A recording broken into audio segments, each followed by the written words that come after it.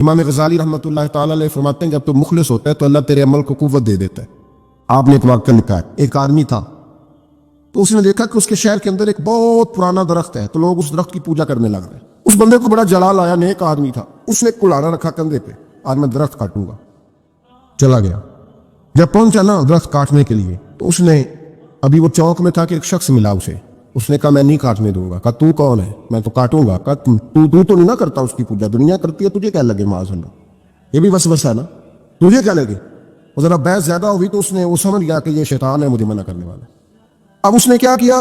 میں نہیں کاٹنے دیتا، کہا نہیں میں کاٹوں گا۔ بار بار دل سے خیال آتا کہ یہ شیطان لگتا ہے، لیکن وہ انسانی شکل میں تھا، بات واضح نہ ہو سکی، بحث ہو گئی، یہاں تک کہ تلخی ہوئی، تلخی آگے بڑھی تو ہاتھا پائی ہوئی۔ اس نیک آدمی نے الٹے ہاتھ سے اس شیطان کو پکڑا اور زمین پر پٹخ مارا، بچھاڑ دیا، اور کلاڑی لے کے کہنے لگا پہلے تیرا گلا کاٹوں گا پھر درخت کاٹوں گا۔ امام غزالی کہتے ہیں کہ وہ شیطان انسانی شکل میں اندر سے بولا، کہنے لگا اگر تم مجھے چھوڑ دے تو تیرا ایک فائدہ کر دیتا ہوں۔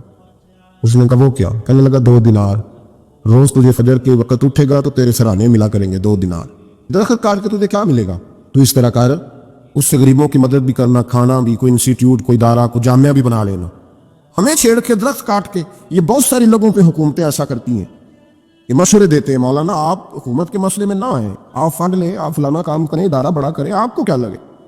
اور یہ بھی ایک ترتیب ہوتی ہے۔ آپ اور بہت سارے لوگ مشورہ دیتے ہیں جی ٹھیک ہے دین کا کام زیادہ ہوگا، ادارے زیادہ بنیں گے، بچے زیادہ پڑھیں گے، لیکن دین کا یہ مزاج ہے، دین کا مزاج یہ ہے کہ جو غلط بات کرے اسے روکا بھی جائے اور ٹوکا بھی جائے، اسے سمجھایا بھی جائے، یہ مزاج ہے دین۔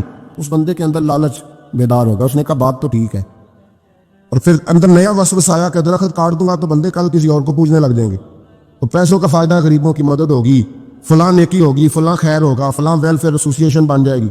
گھر جا کے واپس چلا گیا، چھوڑ دیا، درخت کاٹنے کا ارادہ ختم۔ واپس گیا نا گھر، رات کو سویا، سویرے اٹھا تو 2 دینار پڑے تھے، بڑا راضی ہوا، کچھ کھایا، کچھ کھلایا، کچھ رکھا، کچھ بانٹا۔ اگلے دن پھر اٹھا تو پھر 2 دینار پڑے تھے، کچھ کھایا، کچھ کھلایا، کچھ بانٹا، کچھ لوگوں میں تقسیم کیا۔ 5-6 دن تو پیسے آتے رہے، 7ویں دن اٹھا تو کوئی شے نہیں تھی، 8ویں دن پھر کوئی نہیں تھی، 9ویں دن پھر کوئی شے نہیں۔ اب پھر کلاڑا اٹھا لیا، میں درخت کاٹوں گا۔ پھر چوک میں گیا، پھر شیطان انسانی شکل میں، اب پھر گفتگو ہوئی، میں کاٹوں گا۔ اس نے کہا اب نہیں تو کاٹ سکتا، میں لڑوں گا۔ کہا تو اب لڑ بھی نہیں سکتا۔ اب جب گتھم گتھا ہوئے، ہاتھا پائی ہوئے، جھگڑا ہوا تو شیطان نے پکڑ کے نہ الٹے ہاتھ سے زمین پہ دے مارا، 2-3 تھپڑ اس شخص کے ہاتھ پہ دیے، کلاڑا چھین، چل دوڑ جا۔ اب وہ کہنے لگا سچ بتا تو ہے کون؟ کہنے لگا میں شیطان ہوں۔ تو کہا ابھی 1 ہفتہ پہلے میں نے تجھے بچھاڑ دیا تھا، آج تو طاقت کہاں سے لایا؟ اس نے کہا میری طاقت اتنی ہے تیری ختم ہو گئی ہے، میرے اندر قوت اتنی ہے تیرے اندر ختم ہو گئی۔ کہا کیوں؟ تو شیطان کہنے لگا جب تو 1 ہفتہ پہلے آیا تھا تو رضا الہی کے لیے آیا تھا، آج تو اس لیے آیا ہے، اس لیے آج تو آیا ہے کہ تجھے 2 دینار نہیں ملے۔ آج تیری جنگ دیناروں کی ہے، آج تیرا رٹا دیناروں کا امت مسلمہ کے ساتھ، اس لیے خدائی طاقتیں معاذ اللہ روٹھ رہی ہیں کہ ان کا رٹا دیناروں کا ہے، ان کا جھگڑا دیناروں کا ہے۔ صحابہ کرام علیہم رضوان کے رٹے دیناروں کے نہیں تھے، وہ دین کے ساتھ مخلص تھے، تو جس میدان میں نعرہ لگاتے تھے اللہ کی مدد ان کے شامل حال ہو جاتی۔ انہیں کہیں پسپائی نظر، میرے جیسے خطیب روزانہ تقریریں کرتے ہیں، سالوں بیت گئے، انقلاب نہیں۔ کیوں؟ اس لیے کہ رٹا جب تک ذات کا ہوتا ہے انقلاب نہیں آتا، جب ذات الہی اور رضا الہی سامنے ہوتی ہے پھر اس میں اخلاص ہوتا ہے، تو پھر اس کی تاثیر ہوتی ہے، پھر اثر بن کے جملے دلوں میں اتر ہے۔ اس لیے حضور نے فرمایا کہ اللہ نہ تمہاری جیب دیکھتا ہے نہ چہرہ دیکھتا ہے، وَلَٰكِن يَنظُرُ إِلَىٰ قُلُوبِكُمْ، وہ جب دیکھتا ہے تمہارے دل دیکھتا ہے۔ جب انسان راضی بالرضا رہنے لگتا ہے نا، پھر وہ ہر روز نماز پڑھ کے تکلیف نہیں اسے ہوتی، پھر روز درود شریف پڑھ کے وہ یہ نہیں کہتا کہ چلو 2-4 چھٹیاں بھی کر دو، پھر روزانہ تلاوت کر کے اس سے کہیں دقت محسوس نہیں ہوتی، چونکہ اب وہ چاہتا ہے کہ جس حال میں میرا رب رسول مجھے رکھیں گے، جو حکم دیں گے، میں نے اس سے کچھ تنگی محسوس نہیں کرنی، میں نے اس کے مطابق چلنا۔ اور قرآن مجید نے ایک نیا انداز اختیار کیا سورہ مائدہ کے اندر، اس کی آیت نمبر 119 ہے۔ اللہ کریم نے فرمایا رضی اللہ عنہم ورضوا عنہ، صحابہ کی بات ہو رہی ہے، فرمایا وہ اللہ سے راضی ہے اور اللہ ان سے راضی ہے۔ حضرت سیدنا موسیٰ علیہ السلام نے عرض کی کوہ طور پہ جا کے، مولا میری قوم پوچھتی ہے کہ کوئی ایسا کام بتا جو ہم کریں تو تو ہم سے راضی ہو جائے۔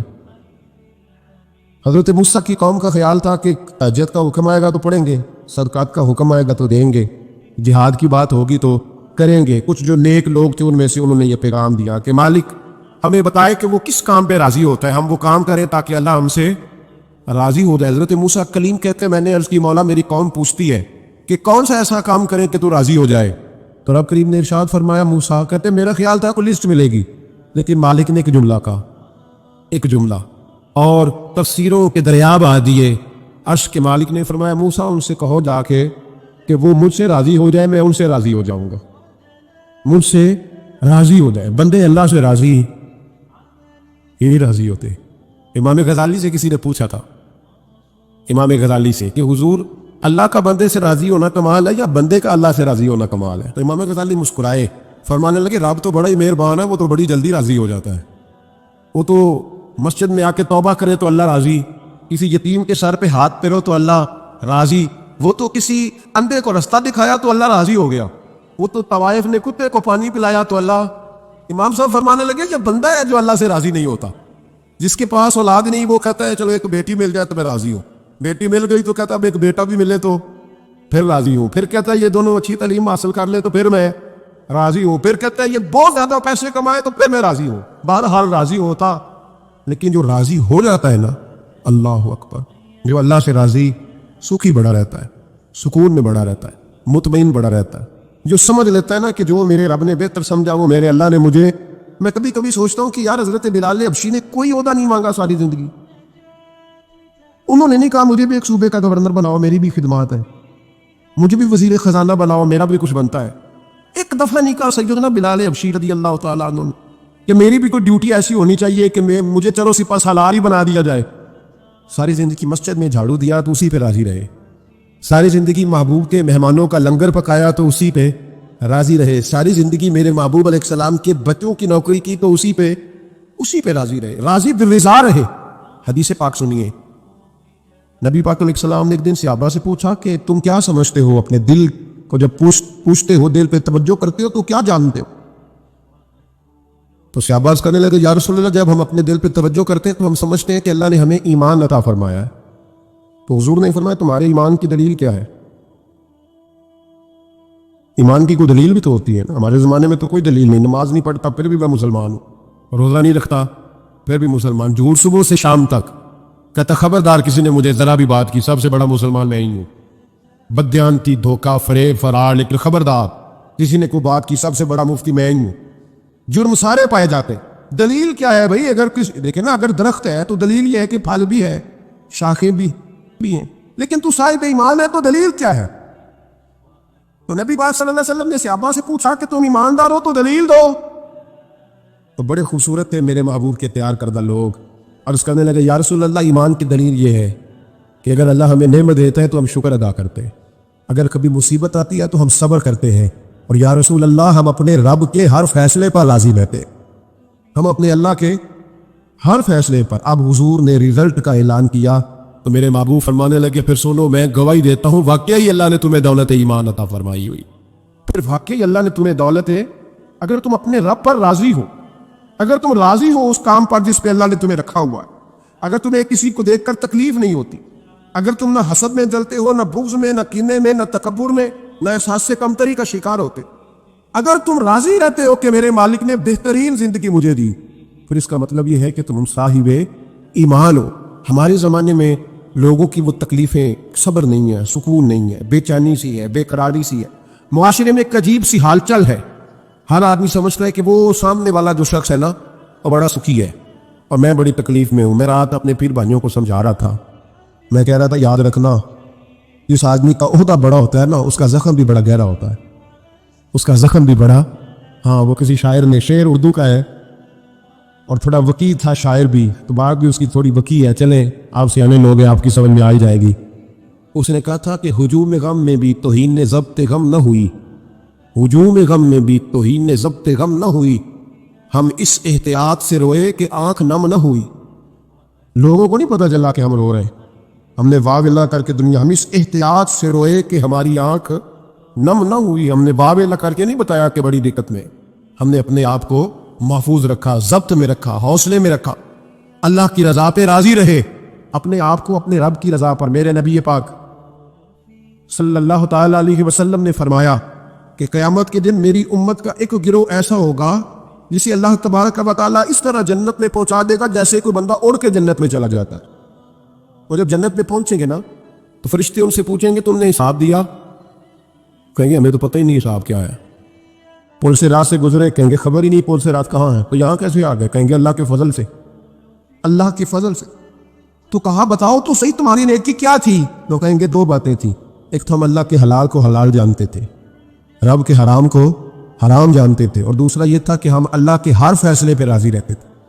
اللہ کے ہر فیصلے پہ تو جو رب کریم کی رضا پہ راضی رہے پھر اسے کسی حساب کتاب کا سامنا نہیں کرنا پڑے گا، پھر اسے پل سے رات کی دشوار گزار گھاٹیوں کا سامنا نہیں کرنا پڑے گا. شرط یہ ہے کہ وہ اللہ کی رضا پہ راضی رہے، وہ اللہ کے فیصلے کو بصیر و چشم مانے، وہ عاجزی اور انکساری کے ساتھ گردن جھکا دے اپنے مالک کے فیصلوں پر، جھکا دے. اللہ نے حضرت ابراہیم کو اولاد نہیں دی، پھر زمانے کے بعد دی، پھر دینے کے بعد کہا کہ جاؤ وادی غیر ذی زرع ان میں چھوڑ کے آؤ. سخت گرمیاں ہو جائے تو لوگ بچوں کو اسکول نہیں بھیجتے، چھٹیوں کا اعلان ہو جاتا ہے. لیکن حضرت ابراہیم چھوڑ آئے بچہ، اور بچہ ایک تو بچہ اللہ تعالیٰ روٹین میں دیتا ہے تو اس کی قدر و منزلت اور ہوتی ہے، اور ایک بندہ بڑی دعاؤں التجاؤ خواہشات کے بعد لیتا ہے، اس کی قدر و منزلت. وہ بچہ جو بڑی دعاؤں کے بعد لیا کا چھوڑا ہو، کوئی کھانا نہیں، پانی نہیں، دانا نہیں. حضرت ابراہیم چھوڑ آئے. 13 سال اکٹھے رہنے کی اجازت نہ ملی، اور جب اجازت ملی تو کہ آپ چھری اٹھاؤ اور بیٹے کی گردن پہ چلا دو. اب اس کو آسان کام سمجھتے ہیں؟ اتنی تسلیم و رضا، ہر فیصلے پہ راضی ہونا، ہر فیصلے پہ. یہاں ہمارا حال یہ ہے کہ 2 منٹ کے لیے تکلیف آتی ہے تو لوگ واہ ویلا کرتے، شور مچاتے، کفر بولتے. ہر آدمی آپ اس کو ٹٹول کے دیکھے تو کہتا ہے سب سے تکلیف میں ہی ہوں. کس سولی پہ لٹکے ہوئے ہم؟ آخر کون سا معاشرے کا ایسا دکھ ہے جو صرف ہمارے پاس ہی آ گیا؟ ہر آدمی کہتا ہے مجھے نہ چھیڑنا، سب سے زیادہ غمگین میں ہی ہوں. بھائی بتا تو صحیح نا کہ آخر کون سی ایسی چیز ہے جو مالک نے تجھے عطا نہیں فرمائی؟ لیکن ہماری آزمائشیں ہیں، ہمارے جملے ہیں، ہماری گفتگو ہے کہ ان سے شکوہ چھلکتا، ان سے شکایتیں ٹوٹ ٹوٹ کے نیچے گرتی ہیں.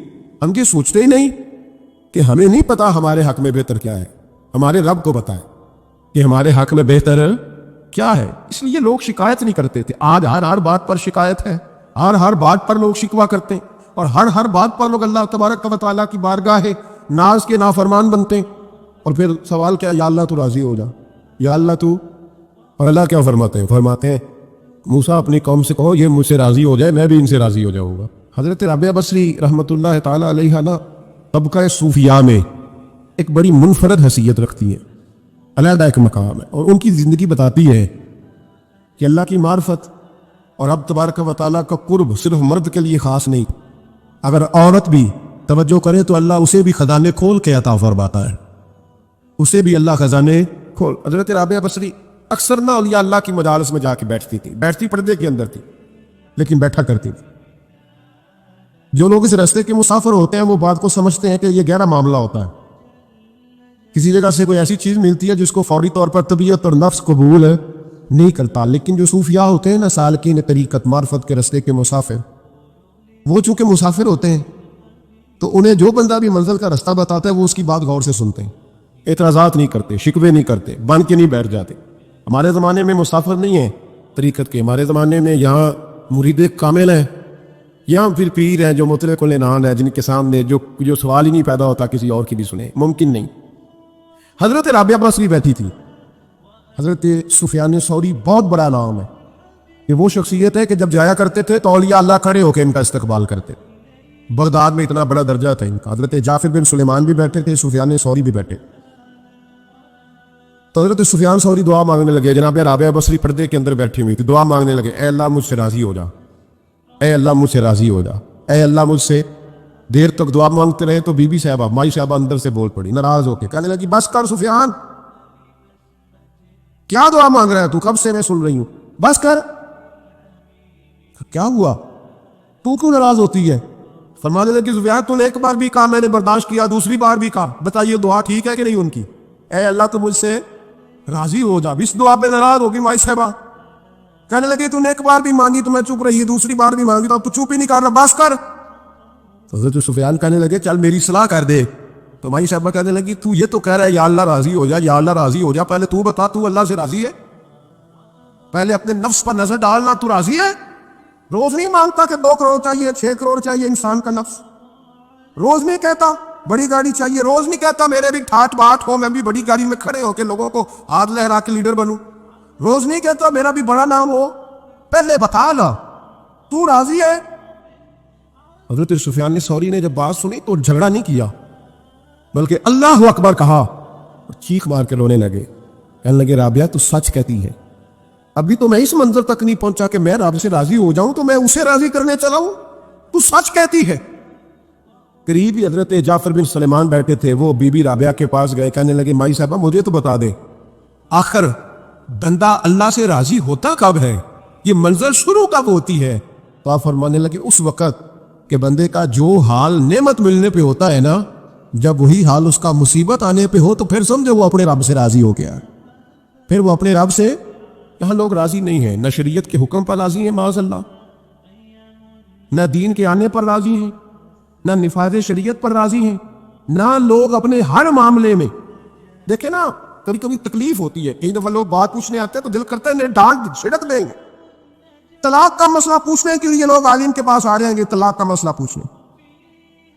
سوال یہ ہے کہ تو نے شادی سے پہلے کسی عالم سے رابطہ کیا تھا کہ مجھے بتائے بیوی کے حقوق کیا ہیں، اس کے ساتھ وقت گزارنا ہے، میں نے تو کس طرح کے حقوق میں نے ادا کرنے ہیں، شریعت مجھے کیا حکم کرتی ہے؟ پوچھا تھا کسی عالم سے؟ دین کی ضرورت پڑی تو دین کے پاس آئے، لیکن دین کو عمل کرنے کے لیے کبھی حاصل ہے؟ ضرورت پڑی تو آ گئے، حاجت ہوئی تو آ گئے، طبیعت لگی تو آ گئے۔ میں درجنوں بار کہہ چکا ہوں کہ جب کسی آدمی کے پاس لاکھوں روپیہ ہوتا ہے تو کسی پیر کے پاس نہیں جاتا کہ حضرت صاحب بڑے پیسے ہیں بتائیں شکر کیسے ادا کروں، لیکن جب ذرا دقت آتی ہے، حالات خراب ہوتے ہیں تو ہر پیر کا دروازہ کھٹکھٹاتا ہے، کہتا کو تعویذ دے دے، تو بتا جب تو تیرا دین کے ساتھ صرف تکلیف کا رشتہ ہے، تو راضی بالرضا کب ہوگا؟ کب تو راضی ہوگا اپنے رب کے معاملات میں؟ کب تو راضی ہوگا؟ کئی دفعہ طبیعت میں تکلیف ہوتی ہے، وہ حضرت صاحب حالات بڑے خراب ہوئے، پہلے آپ نے تعویذ دیا تھا تو صحیح ہو گیا، پھر خراب ہے میں دوبارہ آ گیا، تو دل کرتا ہے ان سے کہنے سے کہ یار ہمارے ساتھ تمہارا رشتہ خراب حالاتوں کا ہی ہے، کبھی صحیح حالاتوں میں بھی آؤ نا، بڑے خوش حالات میں بھی آؤ کہ اب حالات بڑے اچھے ہیں، ہم حاضر ہیں، کوئی حکم کرے۔ خدا را راضی بالرضا رہنا سیکھے۔ انس بن مالک رضی اللہ تعالیٰ عنہ کہتے ہیں 10 سال حضور کی بارگاہ میں رہا، 10 سال، اور 10 سال میں نے حضور کے گھر میں نوکری کی، کہتے ہیں نبی پاک نے کبھی مجھے اف تک نہیں کہا۔ ہمارا اپنا بچہ جو ہوتا ہے نا بیٹا، اور 10 دنوں میں شاید سینکڑوں دفعہ سن لے یہ کیا کیا ہے وہ کیا، کہتے 10 سال حضور نے مجھے، کہتے میں نے ایک دن بڑا نقصان کر دیا، کوئی بڑی چیز مجھ سے ٹوٹ گئی، بڑا نقصان ہو گیا، تو فرماتے ہیں کہ نبی پاک صلی اللہ علیہ وسلم کی ایک زوجہ محترمہ مجھ پر جلال کرنے لگی، اور ان کا جلال بالکل بجا تھا، ان کا غصہ بالکل ٹھیک تھا، اس لیے کہ میں نے واقعی بڑا نقصان کیا تھا۔ کہتے ہیں وہ جب جلال کرنے لگی نا تو محبوب تشریف لائے، کیا ہوا؟ کہ یا رسول اللہ یہ دیکھیں اس نے کتنی بڑی چیز توڑ دی، تو کہتے ہیں میرا خیال تھا کہ یہاں سے بھی مجھے ڈانٹ پڑنی ہے اور پڑھنی چاہیے بھی، اس لیے کہ میں نے آج بڑا نقصان کیا ہے، لیکن کہتے ہیں محبوب میرے قریب آئے اور میرے کندھے پہ ہاتھ رکھا، زوجہ جلال میں تھی تو محبوب نے کیا خوبصورت جملہ کہا، ساری سوچ ہی بدلتی، فرمانے لگے اس کو نہ ڈانٹ، اس چیز کا ٹوٹنا میرے رب کی رضا تھی تو چیز ٹوٹ گئی ہے، یہ میرے رب کی رضا تھی تو یہ چیز اب یہ غریب ہے اس کا دل نہ توڑ، وہ ٹوٹ گیا، وہ جو ہونا تھا سو ہو گیا، اب چھوڑ، یہ میرے اللہ کی اس چیز کا اتنا دیر رہنا ہمارے حق میں بہتر تھا، تو ٹوٹ گئی تو ختم۔ کہتے ہیں بڑا جلال تھا محبوب کی زوجہ کو، لیکن انہوں نے جب بات سنی تو پھر مصطفیٰ کریم کا گھرانہ، پھر حضور کی ازواج پاک مومنوں کی مائیں، کہتے ہیں اسی وقت وہ بیٹھیں اور انہوں نے میری طرف بڑی شفقت کی نظروں سے دیکھا، اور ان کے غصے کو میں نے پیار میں بدلتے دیکھا۔ بھائی یاد رکھو اللہ کی رضا، پھر اس وقت 2-4 لاکھ کے لیے لوگوں کو ہارٹ اٹیک نہیں ہوتا، پھر 20-25 ہزار کے لیے بلڈ پریشر اپ ڈاؤن نہیں ہوتا جب بندہ اللہ کی رضا پہ راضی رہنے لگتا، پھر چھوٹی چھوٹی باتیں اس کے لیے سہانے روح نہیں بنتی، پھر ذرا ذرا سی بات اسے تکلیف نہیں دیتی، جب وہ اللہ تعالیٰ کی رضا پر راضی ہونے کا عادی ہو جاتا ہے تو پھر یہ چیزیں اس کے لیے باعث آزمائش ہے۔ بنی اسرائیل میں ایک شخص تھا، امام غزالی رحمۃ اللہ علیہ فرماتے ہیں اس کا دل چاہا کہ پتہ تو کروں جنت میں میرا پڑوسی کون ہوگا، اس کو خواب میں بتایا گیا کہ فلاں بن فلاں تیرا جنت میں پڑوسی۔ اب یہ بڑا عابد تھا، زاہد تھا، عبادت گزار تھا، پرہیزگار، بڑا نیک تھا، بڑا پرہیزگار۔ یہ سفر کر کے اس کے پاس گیا، اس کو جا کے کہنے لگا میں تیرا مہمان نہ بن جاؤں، 2-3 دن کا بن جاؤں۔ کہتے میں 3 دن اس کے ساتھ رہا، میں اس سے زیادہ نوافل پڑھتا تھا، زیادہ صدقات و خیرات کرتا تھا، زیادہ عبادات کرتا تھا، وہ تو میرے مقابلے میں کچھ بھی نہیں۔ 3 دن کے بعد میں آنے لگا تو میں نے اس کو کہا یار میں ایک مقصد کے لیے آیا تھا تیرے پاس۔ اس نے کہا بتائیے۔ میں نے کہا کہ میرا آنے کا مقصد یہ تھا کہ میں دیکھوں تو کون سی ایسی عبادت کرتا ہے کہ جنت میں تو میرا پڑوسی بنے گا. لیکن تیری عبادات ریاضت میں تکبر نہیں کرتا, لیکن میں نے کوئی خاص چیز دیکھی نہیں, کوئی خاص بات ہے تو مجھے بتا دے. تو بندہ کہنے لگا کوئی خاص بات نہیں, ہاں ایک چھوٹی سی عادت ہے میرے اندر, چھوٹی سی عادت. بڑے لوگ کبھی بھی اپنی باتوں کو بڑا نہیں سمجھتے. کہ ایک چھوٹی سی عادت ہے. کہ وہ کون سی؟ تو وہ کہنے لگا اگر شدید گرمی ہو نا تو میں نے اپنے رب سے کبھی سردی نہیں مانگی, اور کبھی برف جمی ہو نا گلیوں میں تو میں نے اپنے رب سے کبھی گرمی نہیں مانگی. میں سمجھتا ہوں میرا رب مجھے دیتا ہی وہ ہے جو میرے حق میں بڑا بہتر ہوتا. یہ ایک میری چھوٹی سی عادت ہے کہ کڑاکے کی دھوپ میں میں نے کبھی مالک سے سایہ کا سوال نہیں کیا, اور اگر تیز بارش ہو رہی ہو تو میں نے کبھی یہ نہیں کہا کہ بارش نہیں ہونی چاہیے تھی, کیا بنے گا فلاں چیز کا. میں سمجھتا ہوں جو بہتر تھا اللہ نے وہی دے دیا ہے تو میں مطمئن رہتا ہوں. تو وہ عابد نیک آدمی وہ اللہ کے ولی کہنے لگے پھر چھوٹی سی عادت نہ بتا, تیری یہ وہ عادت ہے جس کی وجہ سے رب تجھ سے راضی ہو گیا ہے, اللہ تجھ سے راضی ہے تیری اس عادت کی بنا پر. جب ہمارے مزاج میں یہ چیزیں آ جائیں گی نا کہ جو میرے حق میں بہتر تھا مالک نے مجھے وہ دے دیا ہے, پھر ہم ہر جگہ بیٹھنے کی تمنا نہیں کریں گے, پھر سامنے والے سے ہم حسد نہیں کریں گے, پھر ہم یہ نہیں چاہیں گے کہ اللہ کرے وہ مر جائے اور اس کی ہر چیز مجھے مل جائے. پھر ہمارا مزاج, پھر ہماری طبیعت یہ نہیں رہے, اللہ کی رضا پہ راضی رہے, مالک کے فیصلوں میں اپنے دل میں کوئی بوجھ محسوس نہ کرے, اپنی زندگی اللہ کے فیصلوں. دیکھیں نا, جو ماں باپ اللہ نے بڑے اچھے سمجھے وہ ہمارے لیے پسند کیے, وہ اللہ نے ہمارے لیے جو اس نے ہمارے حق میں بڑے, جو بہن بھائی, اللہ کرے آپ کو سمجھ آئے, جو بہن بھائی اس نے ہمارے حق میں بڑے اچھے سمجھے وہی بہن بھائی اس نے ہمیں عطا کیے. جس بیوی کو اس نے ہمارے گھر کے گلشن میں بہتر سمجھا اس کو لا کے اس نے ہمارے آنگن میں بٹھایا, اور جو اولاد اس نے ہمارے لیے باعث افتخار سمجھی وہ اولاد اس نے ہمیں عطا فرمائی. حضرت نوح علیہ السلام کا بیٹا کافر ہو گیا, پر کسی جگہ انہوں نے شکوہ نہیں کیا کہ مالک یہ کافر کیوں ہوا. اللہ کے قبضے میں ہے نا دل, پھیر سکتا ہے نا, مقلب القلوب ہے. لیکن حضرت نوح نے دعا اللہ کی رضا پر راضی رہے, اپنا مزاج بدلے, تاکہ معاشرے میں یہ جو گھٹن ہے, یہ جو ٹینشن ہے, یہ جو جھگڑا ہے, یہ جو چھینا چھانی ہے, یہ جو ایک دوسرے پر لوگوں کی نظریں ترچھی ہیں, یہ ختم ہو. سمجھیں کہ میرے حق میں جو بہتر تھا مالک نے وہ چیز مجھے عطا کر دی. میں اکثر کہتا ہوں اپنے دوستوں کو, میں کہتا ہوں مجھے ایسے لگتا ہے جو سب سے اچھے ماں باپ تھے وہ اللہ نے مجھے عطا فرمایا, اور جو سب سے بہترین اساتذہ تھے نا ان کا دروازہ اللہ نے مجھے عطا فرمایا, اور جس شیخ جس پیر کو اللہ نے سب سے زیادہ شان عطا فرمائی اس کا دروازہ اللہ نے مجھے دکھایا. اور اس کے بعد اتنے تابعدار شاگرد میں نے کسی کے نہیں دیکھے جتنے مجھے ملے, اور اتنے وفادار پیر بھائی اور مرید میں نے کسی کے نہیں دیکھے جتنے مجھے ملے.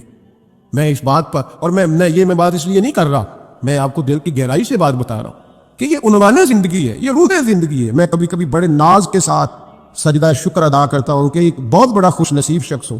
اب یہ بات صرف سوچنے کی ہے, 100 لوگوں میں سے اگر ان 2 پہ بندہ غور کرے جو نافرمان ہے تو پھر زندگی آگے چل سکتی. تو 98 پر غور کیوں نہیں کرتا؟ تو 98 پر غور کیوں نہیں کرتا؟